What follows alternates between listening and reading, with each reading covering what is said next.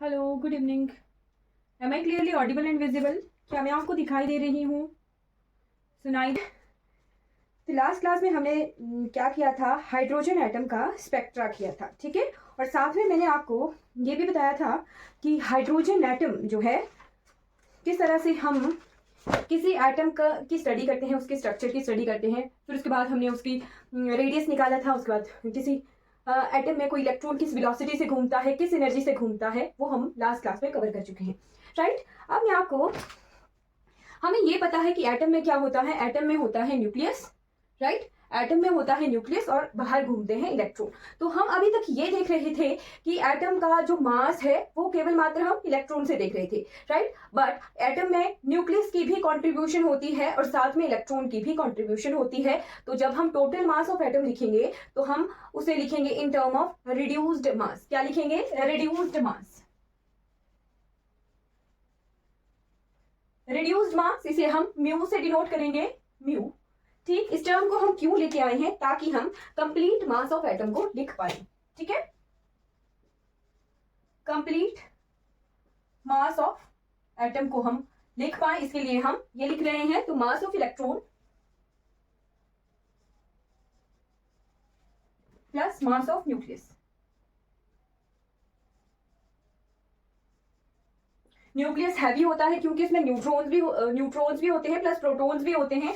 तो इलेक्ट्रॉन के कंपैरिजन में न्यूक्लियस जो है काफी हैवी होता है। बट हम दोनों ही मासेस को इंक्लूड करके चलेंगे, तब हम टोटल मास ऑफ एटम को लिख पाते हैं, राइट। तो रिड्यूस्ड मास का एक फॉर्मूला है, उसे आप नोट कर लीजिए। इसका फॉर्मूला है एम क्या है? Mass of electron, M divided by M plus M. Capital M क्या है? मास ऑफ न्यूक्लियस, ठीक है। तो ये फॉर्मूला है रिड्यूस्ड मास का, राइट। हम कंप्लीट मास ऑफ एटम लिख रहे हैं।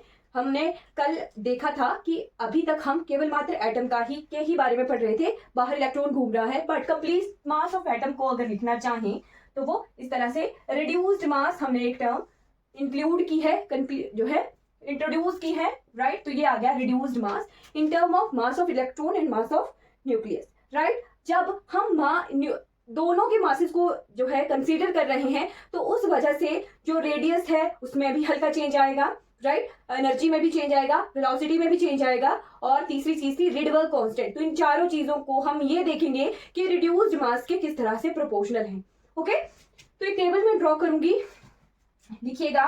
पहली चीज हमने किया था रेडियस, राइट। तो रेडियस जो है किस तरह से निकलता है? ये है सिंपल रेडियस जब हम मास ऑफ न्यूक्लियस को कंसीडर नहीं कर रहे थे। तो जब मास ऑफ न्यूक्लियस को इंक्लूड किया गया तो बना हमारे पास रेडियस आर एन इंफिनिटी, और ये निकलता है ये m plus M divided by M M. तो ये वाली टर्म आपको याद करने की जरूरत नहीं है। जस्ट मैं आपको तीन रिलेशन बता देती हूँ कि यहाँ से जब हम रिड्यूस मास को निकालेंगे तो वो किस तरह से निकलते हैं, ठीक है।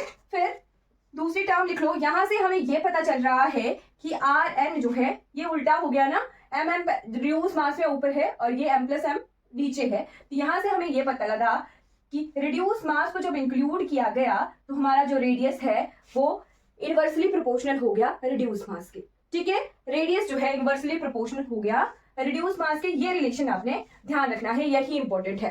वेलोसिटी कांस्टेंट रहती है। वेलोसिटी जब भी रिड्यूस मास की बात की जाती है वेलोसिटी कांस्टेंट रहती है। एनर्जी जो है सेम रहता है रिड्यूस मास, उसमें कोई चेंज नहीं आता, जैसे है वैसा ही। तो ई एन जो है डायरेक्टली प्रोपोर्शनल है म्यू के। ये सेकेंड रिलेशन। फर्स्ट ये याद रखना है वेलोसिटी कांस्टेंट, तीसरा रिलेशन ये, और चौथा रिलेशन आपको रखना है याद रिडवर्क कांस्टेंट का। रिडवर्क कांस्टेंट भी जो है हमारा डायरेक्टली प्रोपोर्शनल है रिड्यूस मास के। तो ये तीन चार प्रोपोर्शनलिटीज जो है आप ध्यान रखिए, ये इंपॉर्टेंट है। यहां से सिर्फ हमने ये चार प्रोपोर्शनलिटीज ही ध्यान रखनी है, right. Radius reduce mass include हुआ, यानी कंप्लीट मास की बात की तो रेडियस हमारा रिड्यूस मास के इनवर्सली प्रोपोर्शनल है, एनर्जी डायरेक्टली प्रोपोर्शनल है, रिडवर्क कांस्टेंट डायरेक्टली प्रोपोर्शनल है, और वेलोसिटी जो है इलेक्ट्रॉन की कांस्टेंट रहती है, ओके। तो लास्ट क्लास में ये हम हाइड्रोजन एटम के बारे में पढ़ रहे थे ना। हाइड्रोजन एटम में बाहर एक इलेक्ट्रॉन ऑर्बिट करता है के शेल में, है ना। फर्स्ट शेल में एक ही इलेक्ट्रॉन होता है और अंदर एक ही प्रोटॉन होता है ना। इतना हमने पढ़ा था। अब हम हाइड्रोजन एटम के स्ट्रक्चर के साथ छेड़छाड़ करेंगे,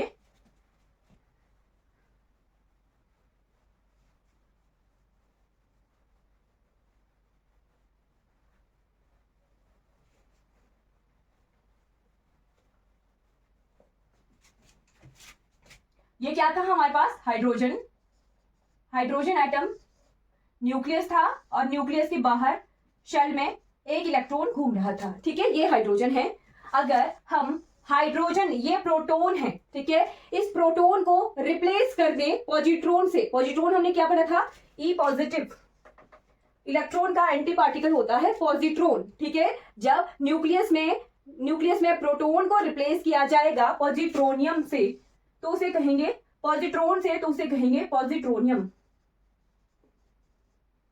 पॉजिट्रोनियम, ठीक है, क्या कहेंगे, पॉजिट्रोनियम एटम। और बाहर इलेक्ट्रॉन वैसा का वैसा घूम रहा है, ठीक है, क्लियर हो गया। ये हाइड्रोजन है, हाइड्रोजन में न्यूक्लियस में हमने पॉजिट्रॉन जो है रिप्लेस किया है, ठीक है, न्यूक्लियस में पॉजिट्रॉन है, right. Mass of proton positron is equal to mass of electron, क्योंकि इसका एंटी पार्टिकल है, ये जस्ट चार्जेस में फर्क होगा, मास इनका सेम रहेगा। अब तीसरी चीज, एक और चीज हम क्या करते हैं, अगर प्रोटॉन वैसा का वैसा रहा, न्यूक्लियस में प्रोटॉन वैसा का वैसा रहा, बट हम क्या कर रहे हैं, जो इलेक्ट्रॉन है उसको हम म्यू पार्टिकल, म्यूऑन्स हमने पढ़े थे ना, तो हमने इलेक्ट्रॉन की जगह electron replaced by muon, negative muon है ये ना, म्यू के भी हमने तीन पार्टिकल पढ़े थे, राइट। तो हम म्यू नेगेटिव वाले पार्टिकल से इलेक्ट्रॉन को रिप्लेस कर रहे हैं, तो उसे कहेंगे म्यूओनिक एटम, ठीक। जस्ट हमने हाइड्रोजन के स्ट्रक्चर के साथ छेड़छाड़ की है, राइट। यहां हमने हाइड्रोजन में जब कंप्लीट मास का रिड्यूस मास देखा था तो वो कितना आया था, mu is equal to mass of electron, इसे मैं एमई से लिख रही हूं, mass of electron mass of nucleus divided by ME plus MH, ये देखा था रिड्यूस मास है ये। और जब यहां देखेंगे तो मास ऑफ न्यूक्लियस में पॉजिट्रॉन है और मास ऑफ इलेक्ट्रॉन ये दोनों बराबर हैं, तो ये क्या हो जाएगा, Me/2 हो जाएगा, है ना, Me/2 हो जाएगा जब रिड्यूस मास को इस formula m plus m divided by mm divided by m plus m, तो यहां क्या है, mass of positron is equal to mass of electron, ठीक है। तो ये हो जाएगा mu reduce mass of positronium, ये निकल के आएगा Me डिवाइडेड बाय 2, यानी mass of electron divided by 2। और अगर यहां लिखा जाए तो ये क्या होता है, mass of muon, mass of electron is equal to कितने टाइम्स होता है, म्यूऑन के मास के बराबर ये होता है, उल्टा लिख लिया मैंने, मास ऑफ म्यूऑन ये बड़ा होता है कितने time, 207 time mass of electron के, है ना। जो मास ऑफ म्यू पार्टिकल है वो 207 टाइम्स बड़ा होता है मास ऑफ इलेक्ट्रॉन से, और जो प्रोटॉन का मास है वो कितना बड़ा होता है मास ऑफ इलेक्ट्रॉन से, तो वो होता है एम ऑफ प्रोटॉन, प्रोटॉन के लिए मैं पी लिख रही हूं, is 1836 times mass of electron. तो ये चीज यहां लगेगी, यानी ये जो मास ऑफ इलेक्ट्रॉन और मास ऑफ प्रोटॉन है इनमें डिफरेंस 1836 टाइम का है। ये दोनों चीजें आप नोट रखना, कई बार एग्जाम में आ जाती हैं, ठीक है। ये भी आप नोट रख सकते हो कि मास ऑफ पॉजिट्रॉन बराबर होता है मास ऑफ इलेक्ट्रॉन के। तो हमने रिप्लेस कर दिया, यहां पर म्यू की वैल्यू आई इतनी, और यहां पर जो रिड्यूस मास है उसकी वैल्यू आएगी, it is equal to 236, 207 time है तो ये आएगा 1/186 मास ऑफ इलेक्ट्रॉन, ठीक है, राइट। ये 1/186 नहीं है, 186 टाइम मास ऑफ इलेक्ट्रॉन। तो ये रिड्यूस मास की तीनों के लिए वैल्यू आ गई। जब हमने रेडियस के बारे में देखा था तो रेडियस जो है इनवर्सली प्रोपोर्शनल आया था म्यू के, है ना, रेडियस जो है इनवर्सली प्रोपोर्शनल आया था म्यू के, राइट। अगर ये रेडियस इसे हम RH लिखें, हाइड्रोजन एटम का ये रेडियस है, RH लिखें, तो रेडियस ऑफ पॉजिट्रोनियम ये Me/2 है। यहां अगर Me/2 को पुट करें 1/Me/2 तो ये 2 ऊपर चला जाएगा, ठीक है, तो ये 2 ऊपर चला जाएगा तो ये आएगा 2 टाइम्स R ऑफ H। ये रिलेशन आप डायरेक्टली याद कर लेना, कुछ नहीं है, और ये आ जाएगा R of muon. R of muon is equal to 1/86 R of H. R of H यानी हाइड्रोजन एटम का रेडियस. फिर आती है एनर्जी. तो एनर्जी डायरेक्टली प्रोपोर्शनल थी म्यू के, यहां डायरेक्ट प्रोपोर्शनल में ये म्यू नीचे चला जाएगा. तो energy of positronium is equal to 1/2 EH है ना. 1/2 टर्म्स आ गई है, तो 1/2 टर्म्स यहां आ जाएगी. वैसा ही इसके लिए भी है एनर्जी ऑफ म्यून. इसके बाद वाला टॉपिक ज्यादा इंटरेस्टेड है, वो देखेंगे हम. ये आ जाएगी 186 टाइम आर ऑफ एच या एनर्जी ऑफ हाइड्रोजन. और फिर चौथी टर्म थी, वो थी रिडबर्ग कांस्टेंट.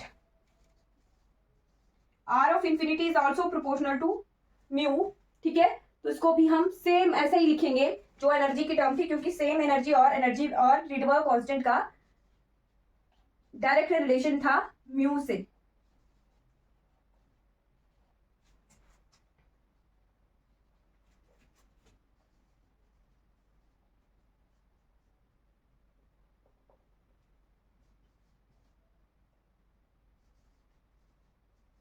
ये लिख लो.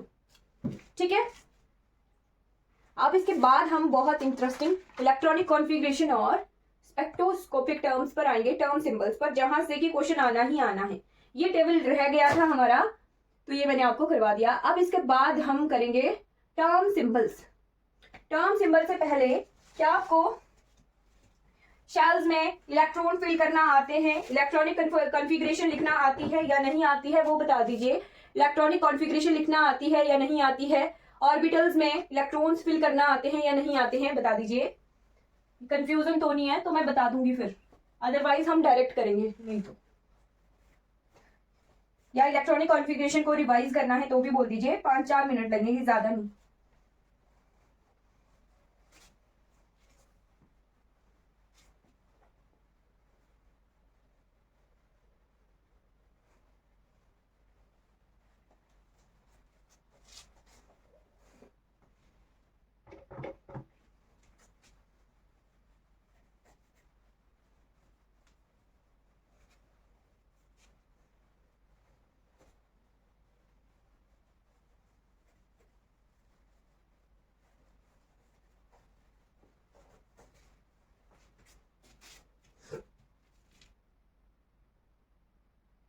ओके ठीक है.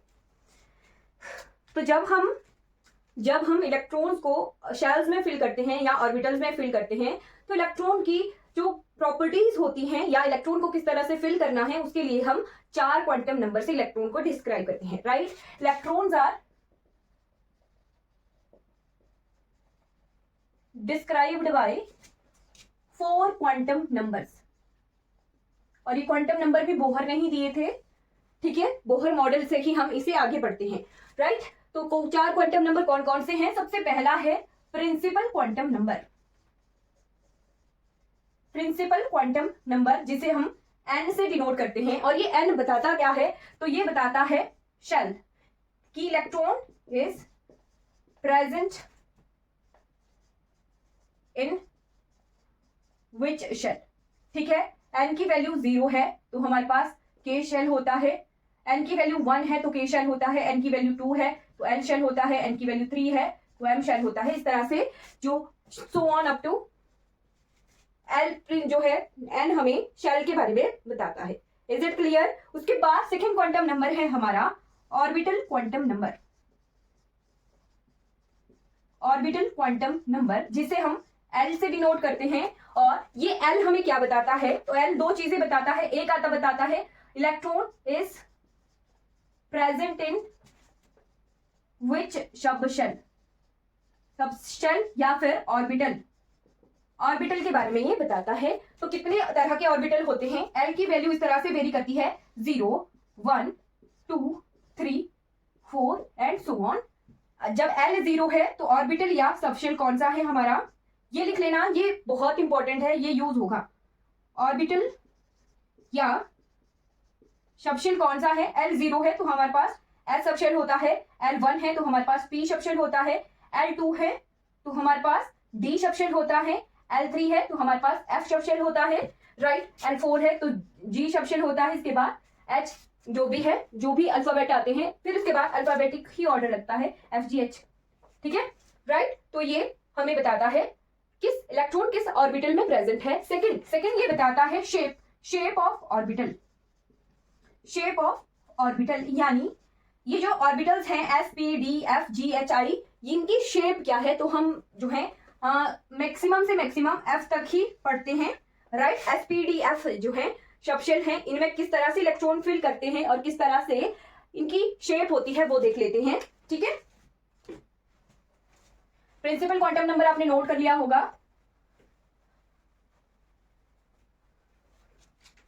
तो मान लीजिए हमारे पास ऐसे सबशेल है, यहां पर ये जो बॉक्स में बनाऊंगी ये हंट्स ने बताए थे, तो ये बॉक्सेस में फिल करना हंट्स रूल के अकॉर्डिंग हम फिल करते हैं, ठीक है। बॉक्सेस में हंट्स ने बताया था, बॉक्सेस में जब हम इलेक्ट्रॉन को फिल करते हैं तो वो हंट्स ने बताए थे, और कितने इलेक्ट्रॉन फिल करने हैं वो किसने बताया था, पॉलीज ने बताया था। और इन ऑर्बिटल्स के नाम किसने दिए हैं, तो वो बोहर ने दिए हैं, ठीक है। तो जब हम बॉक्स में देखेंगे तो हम हंट्स रूल के अकॉर्डिंग देखते हैं और हंट्स के अकॉर्डिंग देखते हैं, और रूल लगता है हमारे पास पॉलीज। कंफ्यूज हो जाओगे, जस्ट याद रखना, जस्ट नाम देखने हैं कि हंट्स रूल आया है, इट मींस एटॉमिक का वो क्वेश्चन है ना, हंट्स रूल का क्वेश्चन आया है, इट मींस एटॉमिक का क्वेश्चन है। एस में एक सबशेल होता है जिसे हम इस तरह से इलेक्ट्रॉन फिल करते हैं, और मैक्सिमम 2 इलेक्ट्रॉन जो है एस सबशेल में फिल होते हैं, राइट। यानी हम एस में 2 इलेक्ट्रॉन फिल करते हैं, राइट। 2 इलेक्ट्रॉन इस तरह से फिल करते हैं ताकि जो, इसको मैं बाद में बताऊंगी, जस्ट आप ये देखिए कि 2 इलेक्ट्रॉन फिल किए जा सकते हैं एक बॉक्स में, और इसकी शेप होती है स्फेरिकल शेप, स्फेरिकल शेप होती है, राइट।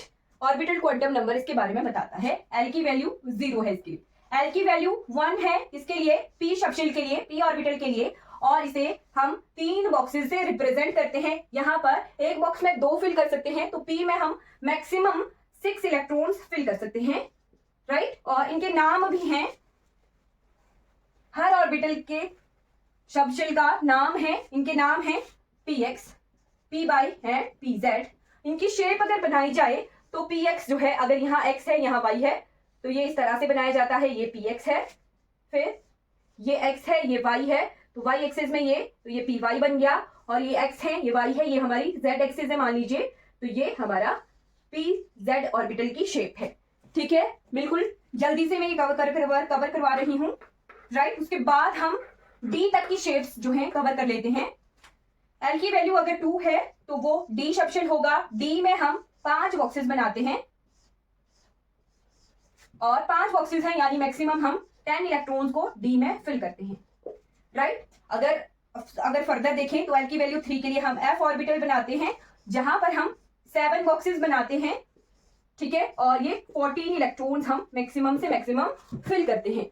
अब मैं आपको dx के नाम बता देती हूँ, क्योंकि क्वेश्चन में पेपर में आ सकते हैं, पॉसिबिलिटी हो तो आ जाए, राइट। ये होता है dxy, dyz, dzx, dx² - y² and dz², ठीक है। इनकी शेप्स भी बना लीजिए। dxy है, राइट, ये x एक्सिस, ये y एक्सिस, तो इन x एक्सिस और y एक्सिस के बीच में 2 लूप्स बनते हैं, ये बन गया dxy।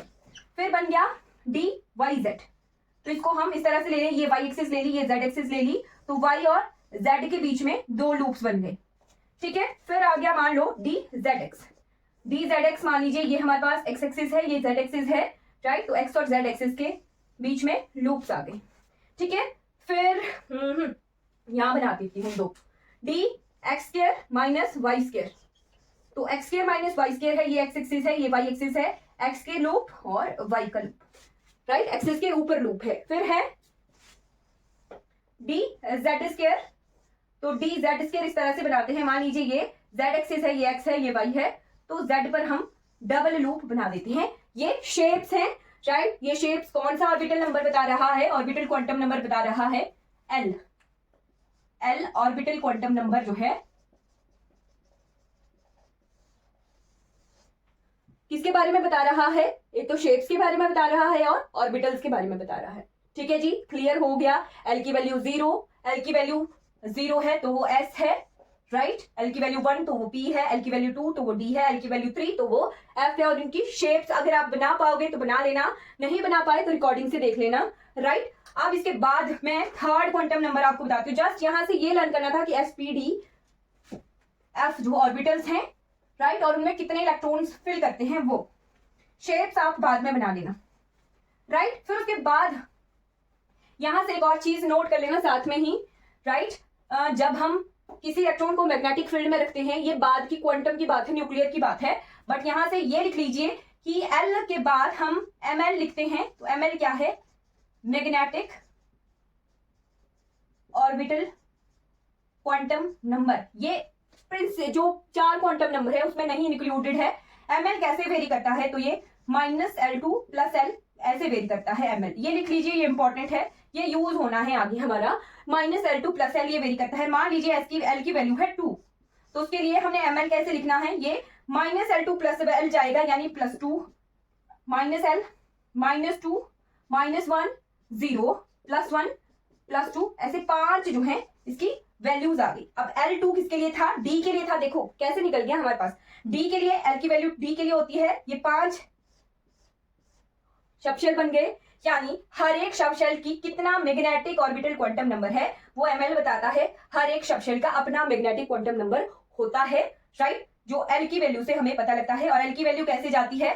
तो ये -L2 + L जाती है। जस्ट ये नोट कर लीजिए, बाकी आप आगे जैसे जैसे पढ़ोगे तो ये क्लियर हो जाएगा, राइट। फिर आते हैं थर्ड क्वांटम नंबर की तरफ। थर्ड है spin quantum number.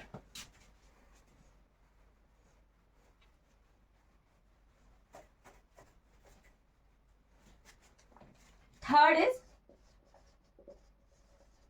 Spin quantum number, right, जिसे हम ऐसे डिनोट करते हैं, ठीक है, ऐसे डिनोट करते हैं। एक इलेक्ट्रॉन किसी ऑर्बिट में या तो अप होगा या डाउन होगा। ये हम कहां पढ़ चुके हैं? पॉलीज एक्सक्लूजन प्रिंसिपल में, ठीक है। तो अगर वो अप पोजीशन में है, इलेक्ट्रॉन अगर अप पोजीशन में है, जस्ट आपको ये ध्यान रखना है कि अप पोजीशन में है तो उस इलेक्ट्रॉन की स्पिन तो 1/2 ही होती है। स्पिन हमेशा 1/2 ही होती है, राइट। अगर अप पोजीशन में है तो उसे हम 1/2 स्पिन देंगे। अगर वो डाउन पोजीशन में इलेक्ट्रॉन है तो उसे हम -1/2 स्पिन देंगे, ठीक है, -1/2 स्पिन देंगे,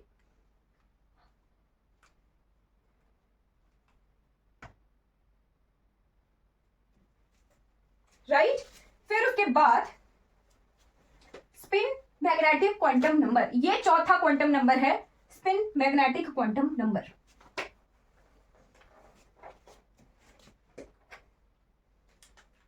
ये जो प्लस माइनस है ये जस्ट अप और डाउन पोजीशन है, बाकी स्पिन 1/2 ही है, राइट। स्पिन 1/2 है, अप पोजीशन और डाउन पोजीशन की वजह से हमने उसे जो है साइन दे दिया। अदरवाइज स्पिन 1/2 ही होती है किसी इलेक्ट्रॉन की, और ये इंट्रिंसिक प्रॉपर्टी है, ये चेंज नहीं होती है। मैक्सिमम से मैक्सिमम फर्मियॉन्स की हमने हाफ इंटेग्रल स्पिन देखी है, एक्सेप्ट हमने ओमेगा पार्टिकल की वहां पर 3/2 स्पिन देखी थी, राइट। तो स्पिन जो है वो पोजीशन के हिसाब से हम प्लस माइनस दे देते हैं, अदरवाइज पॉजिटिव ही होती है स्पिन, चार्ज इंडिपेंडेंट होती है। जस्ट पोजीशन बताने के लिए हम प्लस माइनस लगा रहे हैं, अदरवाइज इसके साथ प्लस माइनस नहीं आता है। Fourth number is spin magnetic quantum number.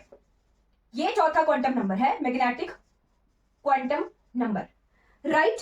तो स्पिन मैग्नेटिक क्वांटम नंबर कैसे आता है? स्पिन मैग्नेटिक क्वांटम नंबर तब आता है जब हम किसी इलेक्ट्रॉन को किसी मैग्नेटिक फील्ड में प्लेस करते हैं, राइट। इलेक्ट्रॉन को मैग्नेटिक फील्ड में प्लेस करते हैं तो इलेक्ट्रॉन की स्पिन किस तरह से अलाइन होगी वो बताता है हमारे पास स्पिन मैग्नेटिक क्वांटम नंबर। मान लीजिए हमने इसमें फील्ड लगाई है इस तरफ, राइट, तो फील्ड लगाई है, अब पॉसिबिलिटी है, फील्ड लगाई हमने तो दो तरह की पॉसिबिलिटीज आ गई। एक आ गई कि इलेक्ट्रॉन की स्पिन जो है मैग्नेटिक फील्ड के अलोंग अलाइन हो गई, अलोंग द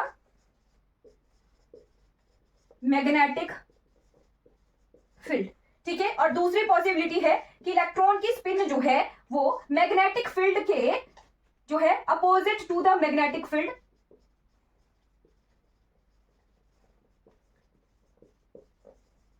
अलाइन हो गई है, ठीक है, opposite to the magnetic field align हो गई है। तो दो पॉसिबिलिटी होती हैं जब हम इलेक्ट्रॉन को किसी मैग्नेटिक फील्ड में प्लेस करते हैं, ठीक है। और ये जो इसे स्पिन मैग्नेटिक नंबर को, मैग्नेटिक क्वांटम नंबर को हम ms से डिनोट करते हैं और ये किस तरह से वेरी करती है, तो ये -s2 + s वेरी करती है। तो इसे हम इस तरह से इनइक्वालिटी की फॉर्म में ऐसे लिखेंगे -s s, राइट। एग्जाम्पल के तौर पर लिख लीजिए, मान लो हमारे पास स्पिन है 1/2 है, राइट। तो वो स्पिन 1/2 है, तो ms की कितनी वैल्यूज आ जाएंगी, -s, 0 नहीं आएगा, +1/2, इस तरह से ms की वैल्यूज आ जाएंगी, राइट। अगर स्पिन 3/2 है तो किस तरह से आ जाएंगी, ms की वैल्यू आ जाएंगी -3/2, -1/2, +1/2, +3/2, ठीक है। तो इस तरह से -s2 + s जो है मैग्नेटिक क्वांटम नंबर वेरी करता है। अब मैं आपको ऑर्बिटल्स में फिल करना बताती हूँ इलेक्ट्रॉन, राइट।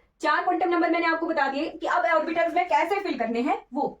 तो फिल करने के लिए हम रूल्स देखते हैं, पॉलीज एक्सक्लूजन प्रिंसिपल।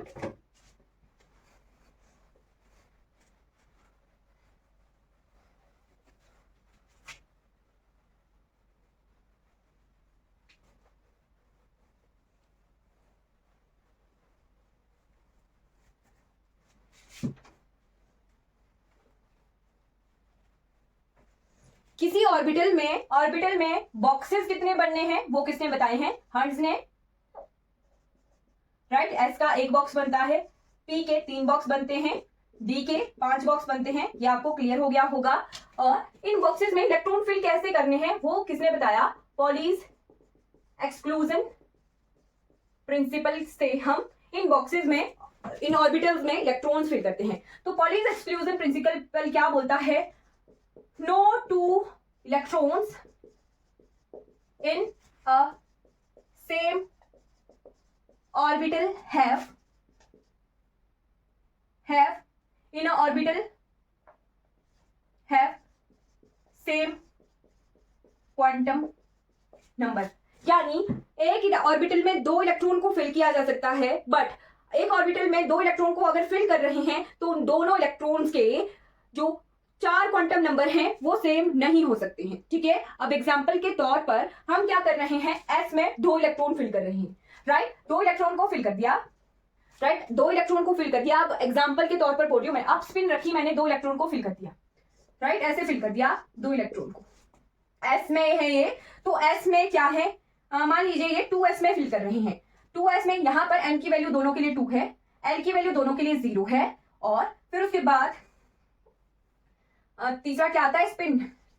तो पॉलीज एक्सक्लूजन प्रिंसिपल ये बोलता है कि दोनों ऑर्बिटल्स की सेम क्वांटम नंबर नहीं होने चाहिए, अलग अलग होने चाहिए। ये दो तो सेम हो गए, बट डिफर करने के लिए हम इसे डाउन स्पिन दे देते हैं, यानी एक की स्पिन हम हाफ ले लेंगे और दूसरे की स्पिन हम -हाफ ले लेंगे, तभी हम पॉलीज एक्सक्लूजन प्रिंसिपल के हिसाब से इलेक्ट्रॉन को फिल कर पाते हैं किसी ऑर्बिटल में, ठीक है। तो हम इसी पॉलीज एक्सक्लूजन प्रिंसिपल के हिसाब से जो है एक की अप स्पिन देते हैं और एक की डाउन स्पिन देते हैं, ताकि हम किसी ऑर्बिटल में इलेक्ट्रॉन को फिल कर पाए, राइट। तो पी में हम 6 इलेक्ट्रॉन्स फिल करते हैं, डी में हम 10 मैक्सिमम, एस में 2, एफ में हम 14 इलेक्ट्रॉन जो है मैक्सिमम से मैक्सिमम फिल करते हैं। अब लिखिए इलेक्ट्रॉनिक कॉन्फ़िगरेशन।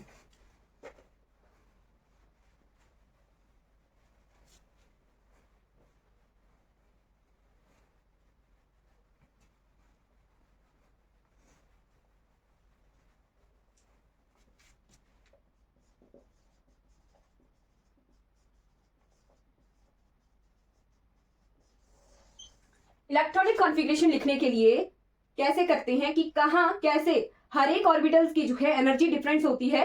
जिसकी एनर्जी कम होगी उसमें इलेक्ट्रॉन पहले फिल करेंगे, जिसकी एनर्जी ज्यादा होगी उसमें इलेक्ट्रॉन जो है बाद में फिल करेंगे। अब हमें ये निकालने नहीं बैठना है किस ऑर्बिटल की एनर्जी कम होती है, किस ऑर्बिटल की ज्यादा होती है, कहाँ कैसे फिल करेंगे, नो, ट्रिक बताती हूँ, वो लिखिए 1s, यहाँ हम लिख देते हैं जैसे यहाँ s p d f g so on, इस तरह से लिखना है 1s 2s 2p 2s 3s 4s 5s, ठीक है। फिर 1 को छोड़ के यहां लिखना है 2p 3p 4p 5p, 2 को छोड़ के यहां लिखना है 4d 5d 6d 4, क्या कर रही हूं, ये 3D है, ये 4D, 5D, F, तो 3 को छोड़ के 4F, 5F, और ये G को छोड़ के 5G, right.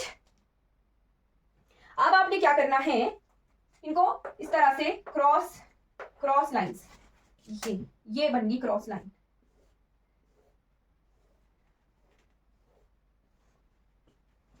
Right. Cross lines बन गई, जस्ट ये डायगोनल्स बनाए मैंने। अब आपको बताऊंगी कि कैसे इलेक्ट्रॉन फिल करेंगे, राइट। तो शुरू किया हमने 1s से, सबसे पहले इलेक्ट्रॉन आया, राइट। इलेक्ट्रॉन को हमने फिल किया 1s में, राइट। उसके बाद हम इलेक्ट्रॉन को फिल करेंगे 2s में, ठीक है। 2s के बाद फिल करेंगे, ये इसको ऐसे बनाना, 2s के बाद फिल करेंगे 2p में, वैसे याद रहेगी। फिर 2p के बाद 3s में, फिर ये ऐसे 3p में, फिर ये यहां से ऐसे 3d, फिर यहां से ऐसे, फिर ऐसे। जस्ट आपको ये एरोज देखने हैं कि कैसे बनाए मैंने, राइट।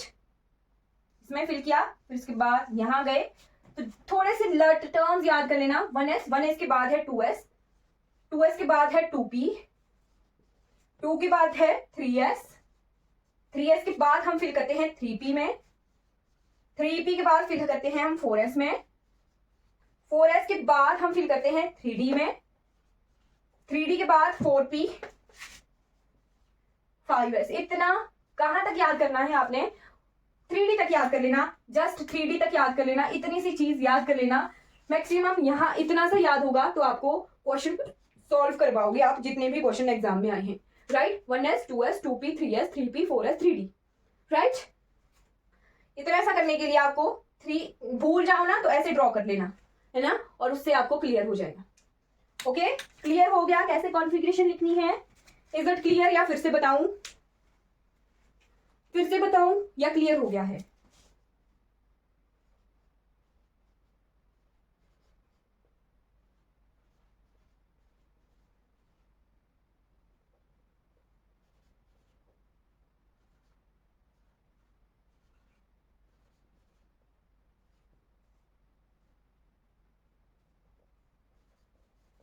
क्लियर हो गया या फिर से बताऊं? राइट, ऐसे है ये 1s के बाद 2s में गए, 2s के बाद 2p में गए, ऐसे 3s के बाद यहां गए, यहां से यहां गए, यहां से यहां गए, ऐसे। क्लियरली दिख रहा है?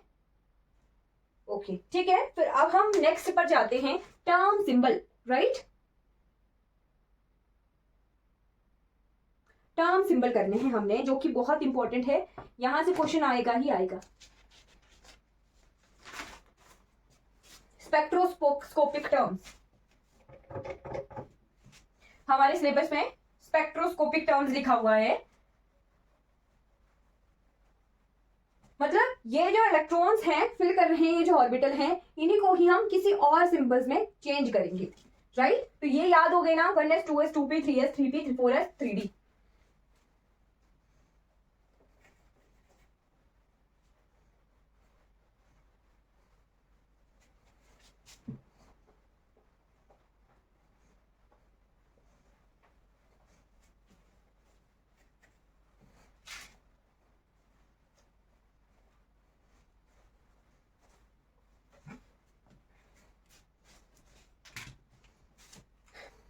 टर्म सिंबल या स्पेक्ट्रोस्कोपिक टर्म, स्पेक्ट्रोस्कोपिक टर्म या टर्म सिंबल।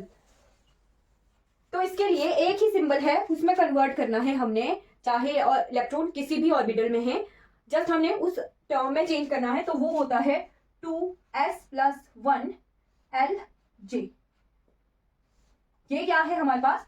टर्म सिंबल है। इसी फॉर्म में हमने चेंज करना है इलेक्ट्रॉन्स को फिल करने के बाद। अब आप बोलोगे मैम आपने हमें स्मॉल s बताया था, स्मॉल l बताया था, स्मॉल j बताया था, यहाँ तो आपने कैपिटल लिखे, तो ये कैपिटल उनसे डिफरेंट हैं। ध्यान रखिए, ये जो कैपिटल सिंबल मैंने बनाए हैं ये उनसे डिफरेंट है, राइट।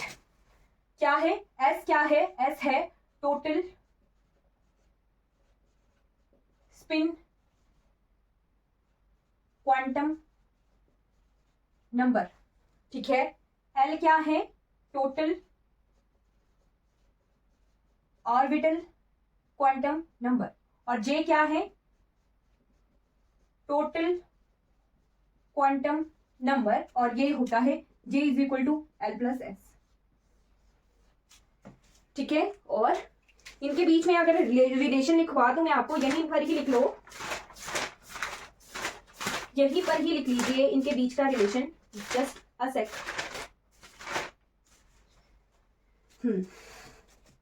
ये जो जे होता है वो एल प्लस एस है, ये वेक्टर फॉर्म्स में होते हैं, राइट।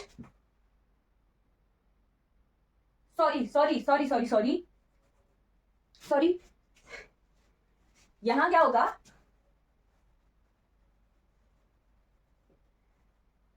क्वांटम नंबर पढ़ा रही थी ना, वो ही लिखवा दिया। ये क्या है, total spin momentum, spin angular momentum. जब मैंने वेक्टर्स बनाए ना, तब मेरे को याद आई कि वो तो वेक्टर फॉर्म में एंगुलर मोमेंटम होंगे। ये क्या है, टोटल ऑर्बिटल एंगुलर मोमेंटम, और ये क्या है, टोटल एंगुलर मोमेंटम,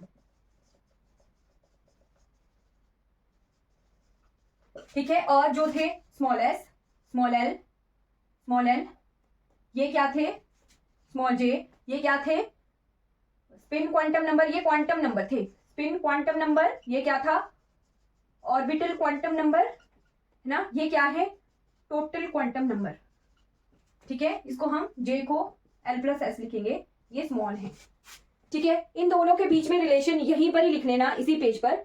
जो जे होता है,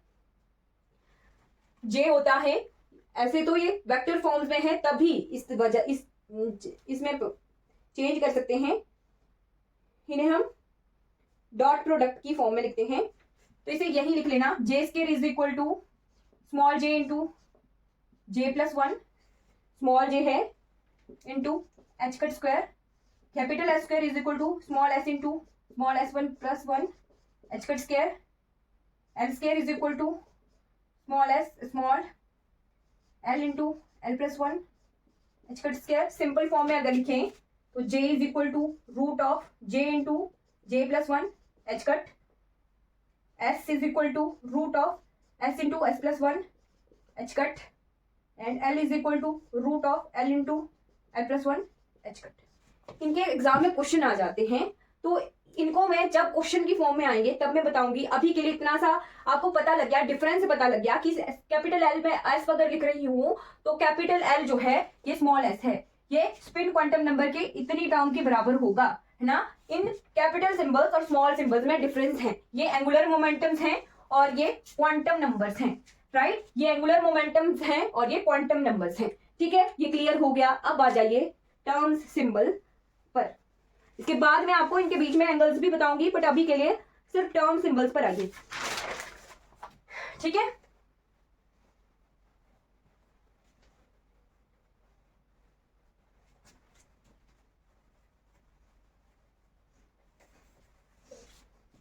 तो there are 3 methods to find term symbols, ठीक है। 3 methods to find term symbol, और ये तीनों हमारे सिलेबस में मेंशन है। एक है 1 इलेक्ट्रॉन सिस्टम, हाइड्रोजन एटम, है ना। एक ऑर्बिटल में एक इलेक्ट्रॉन है तो उसके लिए टर्म सिंबल, है ना। वो ऑर्बिटल कोई भी हो सकता है, जस्ट एक इलेक्ट्रॉन की बात है, यानी हाइड्रोजन में एक इलेक्ट्रॉन होता है, इट मींस हाइड्रोजन से हम जस्ट कंपेयर कर रहे हैं। किसी ऑर्बिटल में अगर एक इलेक्ट्रॉन प्रेजेंट है तो उसके लिए हम टर्म सिंबल कैसे निकालते हैं, एक मेथड, राइट। दूसरा मेथड है 2 इलेक्ट्रॉन सिस्टम, अगर 2 इलेक्ट्रॉन्स हो किसी ऑर्बिटल में, जिसे हम हीलियम के नाम से बोल सकते हैं, है ना। हीलियम में 2 इलेक्ट्रॉन्स होते हैं, तो ये इसके 2 केसेस हो सकते हैं। 2 केसेस कैसे, एक हो अगर 2 इलेक्ट्रॉन हो सेम शेल में, है ना। सेम शेल लिखिए या सबशेल लिखिए, सेम सबशेल में या सेम ऑर्बिटल में, ठीक है, अगर किसी सेम ऑर्बिटल में सेम सबशेल में प्रेजेंट है तो उसके लिए एक मेथड आएगा, और अगर डिफरेंट ऑर्बिटल्स में है, अब ये जैसे 1 जैसे 1 इलेक्ट्रॉन सिस्टम के लिए हम एग्जांपल लिखें, जैसे हमारे पास 2s1 हो सकता है, 2p1 हो सकता है, 3d1 हो सकता है, 5d1 हो सकता है, कुछ भी हो सकता है ना, 1 इलेक्ट्रॉन किसी ऑर्बिटल में। अब सेम सबशेल में 2 इलेक्ट्रॉन, तो ये ऐसे हो सकता है ना, 2p2 हो सकता है, 3d2 हो सकता है ना, 1s2 हो सकता है, यानी एक सबशेल में 2 इलेक्ट्रॉन प्रेजेंट हैं। और ये क्या है, डिफरेंट ऑर्बिटल्स में, तो ये ऐसे हो सकता है ना, 2s1 3p1 है ना, ऐसे हो सकता है 3d1 4s1, कुछ भी हो सकता है ना, कुछ भी हो सकता है, यानी एक एक इलेक्ट्रॉन जो है डिफरेंट सबशेल में प्रेजेंट है, 2 इलेक्ट्रॉन डिफरेंट सबशेल में प्रेजेंट है, या फिर 2 इलेक्ट्रॉन सेम सबशेल में प्रेजेंट है। तो ये 2 केसेस बन गए। और थर्ड केस आता है मल्टी इलेक्ट्रॉन सिस्टम।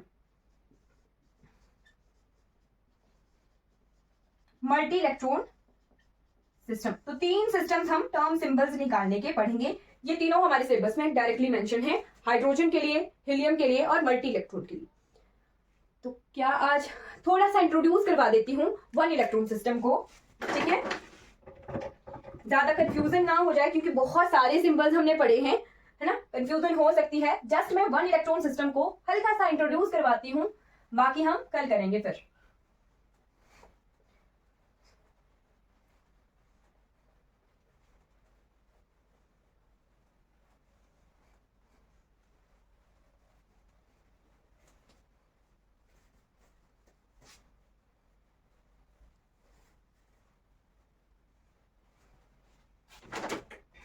ओके, तो पहला आ गया 1 इलेक्ट्रॉन सिस्टम, या इसे कंपेयर कर सकते हैं हम हाइड्रोजन सिस्टम से, यानी किसी एक सबशेल में एक इलेक्ट्रॉन है। तो एग्जांपल से ही हम सीखेंगे। एक एग्जांपल लेके चलते हैं, जैसे मान लो हमारे पास एक ऑर्बिटल है 2s ऑर्बिटल है और उसमें एक इलेक्ट्रॉन प्रेजेंट है।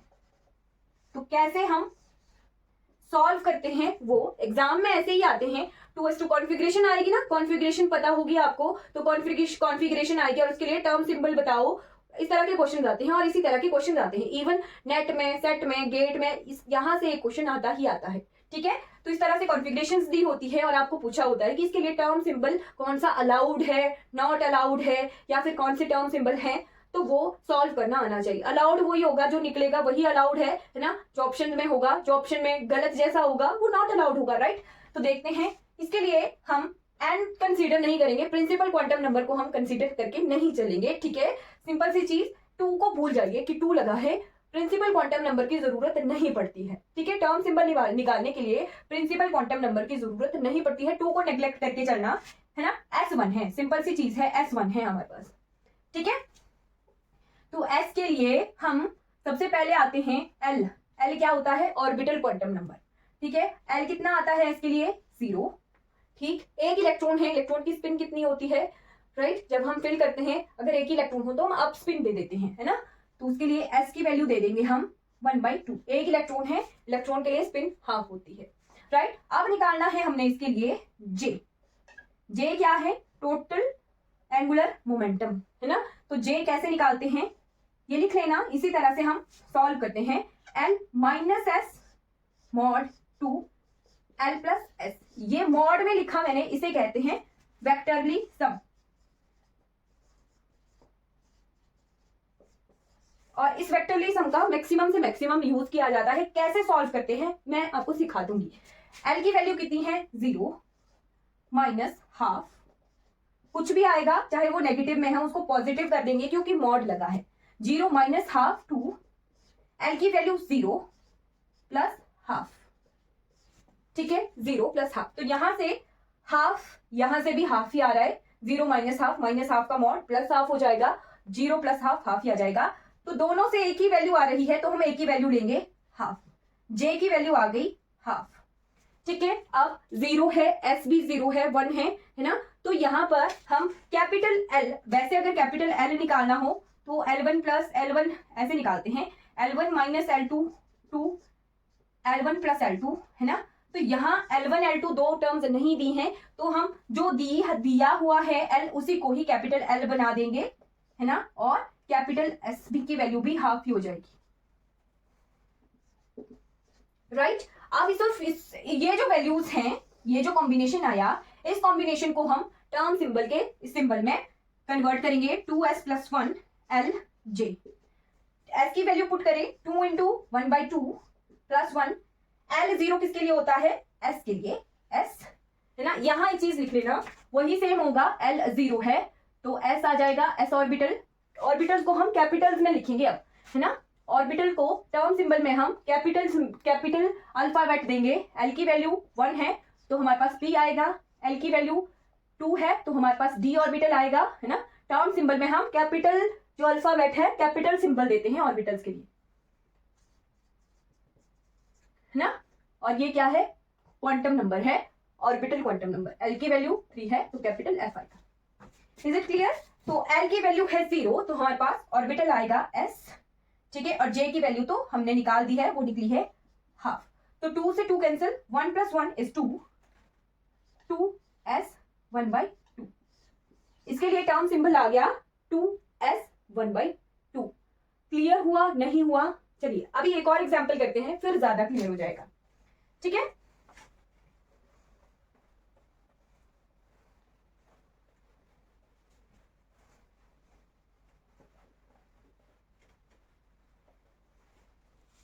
जैसे है, मान लो हमारे पास 3d1 है, कॉन्फ़िगरेशन है 3d1, राइट। d में 1 इलेक्ट्रॉन है, तो यहां पर L की वैल्यू d के लिए कितनी होती है, 0 1 2, ठीक है। एस एक इलेक्ट्रॉन है तो S की वैल्यू आ गई हाफ। J लिखते हैं, J कितना होता है, L - S 2 L + S, right. कितना आ गया, 2 - ½ 2 2 + ½। यहां पर J की दो वैल्यूज आएंगी, कैसे आएंगी, 2 - ½ 2 2 = 4 - 1 इज आ गया 3/2, है ना। कॉमा यहां से आ गई वैल्यू 2 × 2 4 + 1 5/2। यहां से तो दो वैल्यूज आ गई। कई बार ऐसे भी आएगा सॉल्व करके, जरूरी नहीं है, जब हम आगे देखेंगे तो ऐसे भी सॉल्व करके आएगा, ऐसे आ जाएगा कई बार 0 2, जो जब तक आएगा तब देखेंगे। अभी के लिए J की वैल्यूज हमें यहां से दो दिख गई हैं, राइट। J के लिए दो वैल्यूज आ गई हैं, राइट। इसी को ही लिख लेंगे, L की वैल्यू 2 है, S की वैल्यू है 1/2।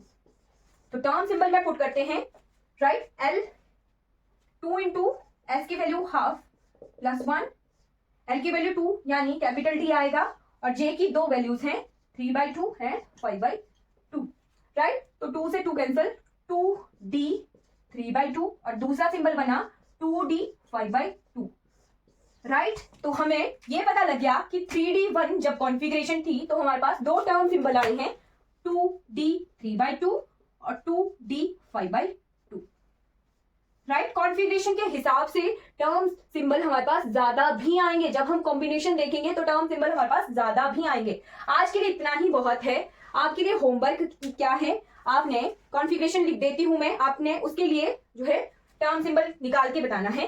होमवर्क है, टर्म सिंबल निकालिएगा 1 2p1 के लिए, है ना। 2p1 के लिए कॉन्फ़िगरेशन निकालिएगा, 1s1 के लिए, ठीक है। फिर निकालिएगा 4d1 के लिए।